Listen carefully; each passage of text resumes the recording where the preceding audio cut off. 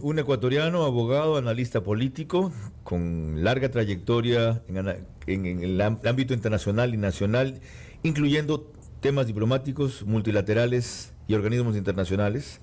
Él se desempeña como experto en cuestiones vinculadas a la lucha contra el terrorismo.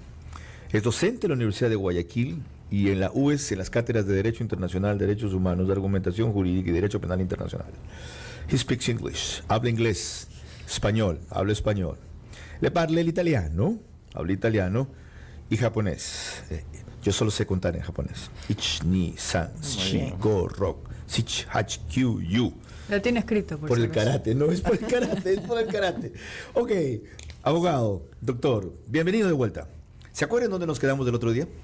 Sí, claro. A ver, sí. ¿en qué nos quedamos? Nos quedamos en qué pasaría si las sanciones y la presión internacional que está recibiendo Putin hace que presione el botón. Ok, yo le decía al doctor René Betancourt que la forma en que lo están aislando, bloqueando, maniatando casi, a Putin más bien puede acelerar un ataque de él que pueda terminar aplastando el botón. Y la pregunta era, ¿lo piensa usted también? Para que responda hoy lo invitamos. Bienvenido. Sí, definitivamente. De hecho, cuando comenzó la guerra y Putin se le entrevistó, él dijo, estamos preparados para cualquier resultado. Para cualquier resultado. ¿Y lo decía en serio? Bueno, ellos y la política de Rusia en cuestiones militares es que van a utilizar todos los medios de guerra que tengan a su haber. Entonces, por ejemplo, los expertos en materia militar no descartan que Rusia, por ejemplo, utilice lo que se conoce como armas tácticas nucleares. No apretar el botón que implicaría utilizar a Satán 1 o Satán 2, que son armas que podrían destruir todo el planeta, pero sí utilizar armas tácticas nucleares, que son armas nucleares, pero que tienen una onda expansiva mucho menor, que se las puede utilizar en guerra. ¿Bombas de ese tipo? Tácticas nucleares. O sea, no el equivalente a una bomba atómica, pero que usan energía nuclear. Correcto. Y cuando se empiece a hacer, Occidente va a seguir diciéndole a Ucrania, aquí tienen F-16, aquí tienen MiG-29, aquí tienen misiles de antitanque, aquí tienen armas, aquí tienen cascos, vean, provéanse, defiendan, o eso puede ya involucrarlos de otra manera. Digo, hay varios escenarios, ¿no? El uso de armas tácticas es uno de ellos, pero si vemos los escenarios, hay un artículo muy interesante que publicó la BBC, un escenario era una guerra corta, y yo creo que esa no es la opción. Si se presiona mucho a Putin, él podría decidir utilizar poder aéreo, que lo ha hecho muy levemente. Él no lo ha hecho. Exactamente. Correcto. Entonces vemos, por ejemplo, que... Muy dirigido, muy segmentado, aunque cuando comenzamos Gisela mencionaba, ¿qué es lo que han bombardeado? Neupol. No, ¿pero qué bombardearon ahí? Era un hospital de niños. En Mariupol o algo así. Mariupol. Sí. Ya, ok. Correcto. Pero esa era una opción, no lo ha hecho. Yo no creo que se está inclinando por esa vía. Para poder ocupar totalmente Ucrania se necesita mucho hombre en el terreno, y yo creo que esa ha sido la propuesta de Putin, por lo menos cómo llevar el conflicto. Vemos que había un convoy, hablábamos de eso, de 65 kilómetros de largo, que está cerca de Kiev y que no han hecho nada, están ahí esperando que den órdenes para invadir Kiev. ¿Ya vio el resultado que ha producido la amenaza o el anuncio de que le quitarían la venta de petróleo ruso a Estados Unidos? Nada menos que Biden empiece a coquetear con Maduro y que Maduro coquetee con Biden y se muestre dispuesto a venderle petróleo venezolano a Estados Unidos. ¿Qué tal giro de la guerra? A mí me parece muy interesante ese giro. Nadie esperaba eso. Me parece que salió en El País. ¿Quiénes son los ganadores de la guerra? Uno es definitivamente Venezuela. Con todas las sanciones que ha tenido el gobierno de Maduro, que ha tenido el gobierno de Chávez antes, y ahora un acercamiento, porque es tan solo un acercamiento con Estados Unidos, es muy interesante. Normalizar relaciones en la región latinoamericana, en el continente americano, eso sería muy interesante y muy positivo para la región. ¿Qué pasa si Putin corta el gas que le provee a Europa? Aproximadamente, entiendo, un 60% del gas que consume Europa tiene origen ruso o viene de Rusia.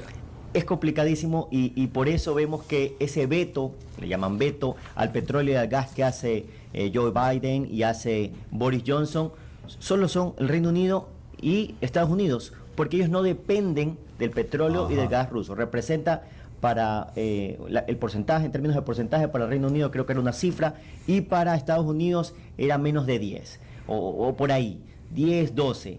No es mucho. En cambio, para Europa, el petróleo y el gas, no, estamos hablando del 40%. Entonces sí dependen de Rusia. Al empezar, Gisela mencionó una cosa que había pedido y urgido Zelensky, en lo cual viene insistiendo, que se prohíba volar dentro del espacio aéreo de Ucrania. ¿A quién corresponde eso? ¿No es a la misma Ucrania la que corresponde hacer eso? ¿O a qué se refiere? Son dos cosas. Una es la prohibición de sobrevolar el espacio ucraniano, que ya está eso, ¿no? Ucrania, pero no solo es prohibirlo, sino tener la capacidad, como dicen en inglés, de enforce it, de poder obligar a que no se vuele, de aplicarlo, como lo hizo la OTAN cuando tenían ese espacio de exclusión aérea en la guerra en los Balcanes, en la ex Yugoslavia. Entonces, un avión volaba, lo derribaban. Así de simple. Entonces, se necesita la capacidad para aplicarlo. ¿Tendrían que derribarlo los propios ucranianos? No tienen la capacidad, y hace poco estaban discutiendo unos aviones que les iba a dar Polonia, les iba a ceder Polonia, unos aviones MiG que eran de la Segunda Guerra Mundial, sí. Se los iban a dar, pero Estados Unidos y la OTAN básicamente se opusieron porque no saben si Rusia va a considerar eso un acto de guerra, la cesión de aviones para la defensa de Ucrania. Ya, vistas así las cosas, ¿qué posibilidades tienen esto que llamó usted bien un juego? No usó la palabra que pero habló de un juego el día lunes. Esta cuarta sesión de conversaciones entre Ucrania y Rusia, porque cada vez Rusia parece tener más derecho a exigir que los otros, primero que se reconozca la independencia o autonomía de dos provincias que están en la región de Donbass, okay, Lugansk, sí. Ya. Segundo, que desista Ucrania de entrar a la OTAN y la OTAN también de eso. Tercero, que no utilicen el gas que pasa por allí como elemento de presión. Y cuarto, que se mantenga Ucrania en una especie de estatus independiente neutral. Correcto. ¿Ya? Y ni siquiera dijo, si hacen eso voy a salir enseguida. Solo cese del fuego. Es decir, me quedo aquí, dejo de disparar, hasta ver si cumplen.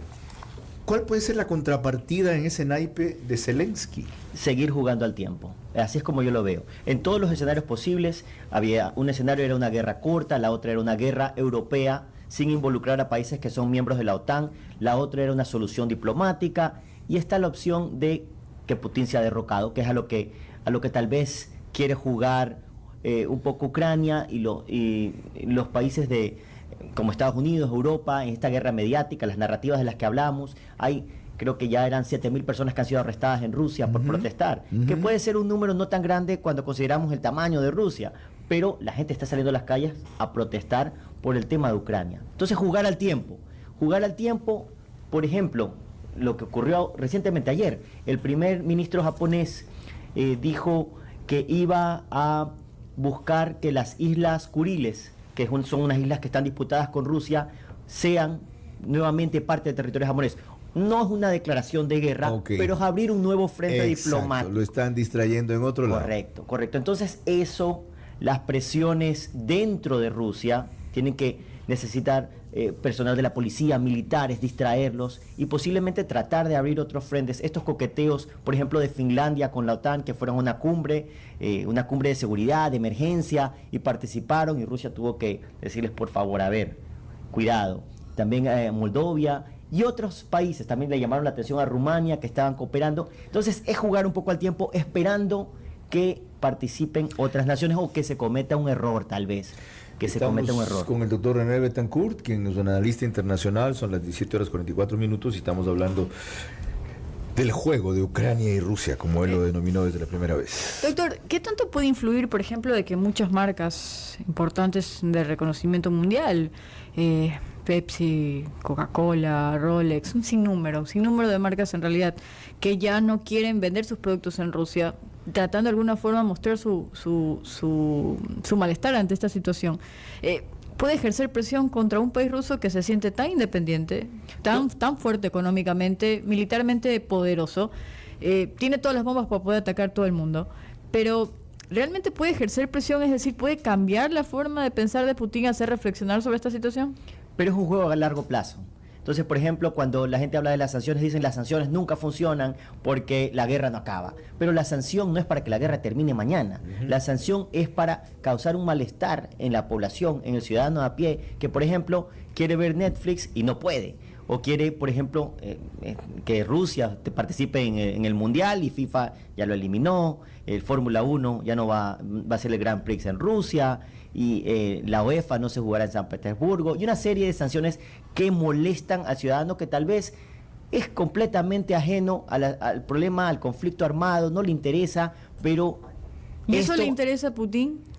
Porque yo me imagino a la gente ejerciendo presión, saltando a las calles, desconforme con la guerra, pero no me imagino a un presidente como él dando su brazo a torcer. Pero hay un tema también, por ejemplo, de remesas de exterior. Por ejemplo, para poner un ejemplo, remesas de exterior. Muchos de los países de Asia Central, por ejemplo, que es una región con la que estoy familiarizado, Tayikistán, Turkmenistán, Kazajstán, dependen de las remesas de exterior que vienen de Rusia, ¿no? Sus familiares están trabajando en Rusia, ahora tal vez no pueden trabajar, no pueden enviar las remesas. Eso genera un problema en esos países que a su vez le exigen a sus gobernantes que se manifiesten, y ahí viene el juego de la diplomacia, es un juego de tiempo. Entonces, un resultado inmediato no va a ocurrir. Yo creo que vamos a presenciar lo que es una guerra más o menos larga, es una guerra larga, esto no va a terminar mañana. Aparte, por ejemplo, la toma de Kiev, hay un sentimiento bastante nacionalista en el ucraniano, y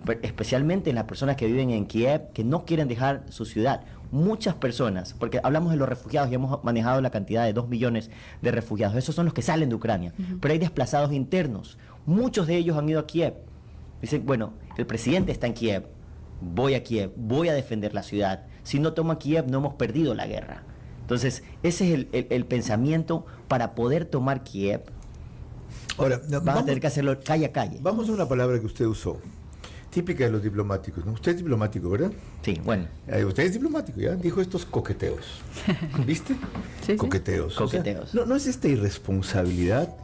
Estos hijueputas están jugando con el mundo como si fuera un balón de fútbol que cada cual se disputa para meter un gol.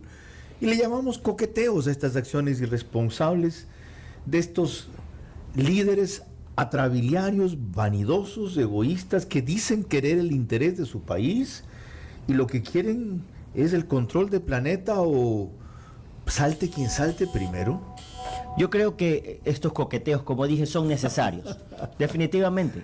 El hecho de dejar una ventana abierta, el hecho de que la delegación de Rusia se haya reunido con la delegación de Ucrania para tratar el tema de corredores humanitarios, es un comienzo. Sin diplomacia, eso ni siquiera podría pasar. ¿Es un comienzo de qué?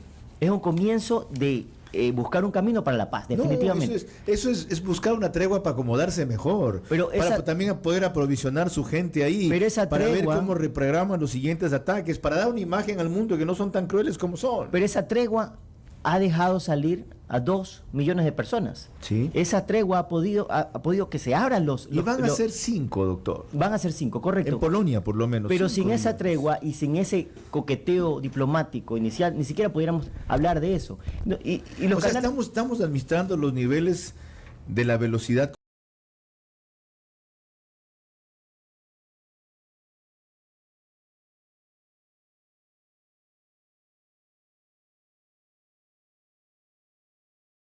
con que te voy a matar, o que ya no te voy a matar 2.000 por semana, van a ser 1.000 por semana, y por eso son buena gente. Mira, dale suave, porque si me da la gana aplasto el acelerador y puede ser 5.000 por semana. Y estos son coqueteos. Eso no es carnicería. En este momento es solo eso. Por ejemplo, la llamada que le hace Macron. Eso no es crimen de lesa humanidad, lo que acaba de contar. A eso quería llegar. Y eso es a donde estamos llegando. El fiscal de la Corte Penal Internacional ya ha abierto una investigación en Ucrania por lo que está sucediendo. Entonces, se habla de crímenes de guerra y se habla de crímenes de lesa humanidad. ¿Algún rato van a tener lugar esos juicios? Definitivamente. Porque después de la Segunda Guerra Mundial hubo, ¿ya?, de otro tipo, no había la Corte Penal Internacional, etcétera. ¿Ahora algún rato una instancia así servirá, funcionará? Bueno, llevaron a Milosevic a la justicia, y cuando pensaban que era todopoderoso, un dictador, y gobernaba en todo el territorio de la ex Yugoslavia, y lo llevaron a la justicia. Putin no es Milosevic. Definitivamente. Ya, Putin está frente a una potencia mundial de las 3 que hay. Definitivamente, pero hay un escenario y que no es, que puede ser plausible, ¿no? El escenario en que las sanciones comiencen a mermar la popularidad de Putin y Putin se ha derrocado. Es uno de los escenarios. ¿Usted o que ve se llega a una condiciones? no a en que este Putin- momento, no en este momento, pero más adelante, más con un adelante, desgaste mayor. un desgaste mayor, más ¿Es sanciones. wishful thinking eso? Es definitivamente wishful thinking, pero es lo que hay en el momento. Estas sanciones definitivamente van a tener un impacto en la población. Y tal vez no es un derrocamiento, pero se llega a una negociación Un relevo, con la que cúpula se vaya. política que se vaya, tal vez se irá al exilio o se retirará en algún lugar a disfrutar de su dinero, pero hay un cambio en el poder político. ¿Sabe qué admiro en usted, aparte de su talento? Que usted es un convencido de la diplomacia internacional y tiene que serlo para que esté donde está, decir lo que dice y trabajar para las Naciones Unidas. ¿Usted cree de verdad que si en estos mecanismos se persevera y se los sabe usar bien y si se los comprende pueden ser útiles, verdad? Sí, y definitivamente hay ejemplos concretos. La planta de Zaporilla, la planta nuclear más grande de Europa, estaba en llamas hace poco y gracias a la diplomacia se hizo un cese al fuego en esa área para que los bomberos puedan ingresar y apagar el incendio. Eso pudo haber sido un desastre nuclear 10 veces más grande que Chernobyl. Qué bueno que usted volvió para poner dos cosas en el análisis. Racionalidad y perspectiva. Es decir, usted ve más allá de lo inmediato, que es lo que normalmente todos, yo, estoy viendo, que es lo que me consume día a día. ¿Cuánto tiempo más se queda en el Ecuador? Me quedo hasta el domingo. ¿Allá se va? Me voy y vuelvo, como Nos siempre. avisa cuando regrese. Por supuesto que sí. Su hijo tiene 4 años, ¿verdad? 4 años. Y Ok. tengo otro, mi hijastro tiene 18 años. Ah, qué hermoso. ¿Usted Sí. considera hijo también? Por supuesto, por al supuesto. hijo de su segunda esposa. Correcto, sí. Qué bien, qué bien. Gracias por acompañarnos hoy. Ese es René Betancourt, de vuelta aquí para hablarnos de Ucrania-Rusia.